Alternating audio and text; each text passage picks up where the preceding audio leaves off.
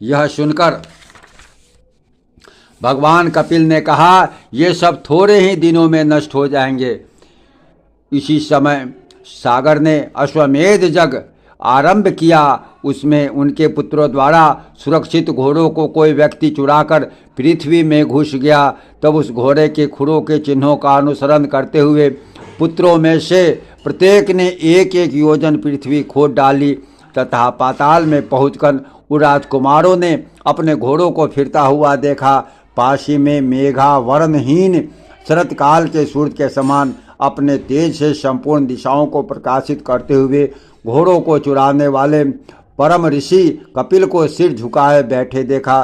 तब तो वे दुरात्मा अपने अस्त्र शस्त्रों को उठाकर, यही हमारा अपकारी और विघ्न यज्ञ में विघ्न डालने वाला है, इस घोड़े को चुराने वाले को मारो मारो, ऐसा चिल्लाते हुए वह उनकी ओर दौड़े।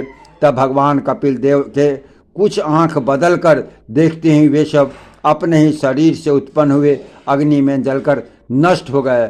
महाराज सगर को जब मालूम हुआ कि घोड़े का अनुसरण करने वाले उसके समस्त पुत्र महर्षि कपिल के तेज से दग्ध हो गए हैं, तो उन्होंने असमंजस के पुत्र अंशुमान को घोड़ा ले आने के लिए नियुक्त किया। वह सगर पुत्रों द्वारा खोदे हुए मार्ग से कपिल जी के पास पहुंचा और भक्ति विनम्र होकर उनकी स्तुति की।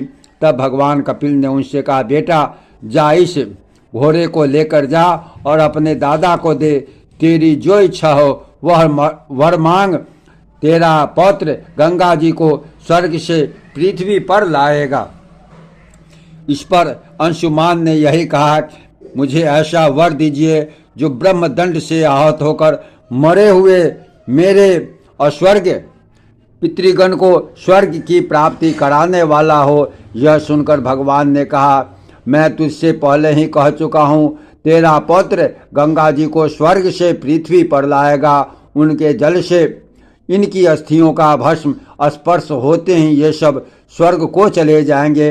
भगवान विष्णु के चरण नख से निकले हुए इस जल का ऐसा महात्म है कि वह कामना पूर्वक केवल स्नान आदि कार्यों में ही उपयोगी हो, सो नहीं, अपितु बिना कामना के मृतक पुरुष के अस्थि, चर्म, स्नायु और केश आदि का स्पर्श हो जाने से या उसके शरीर का कोई आग गिरने से भी वह देहधारी को तुरंत स्वर्ग में ले जाता है।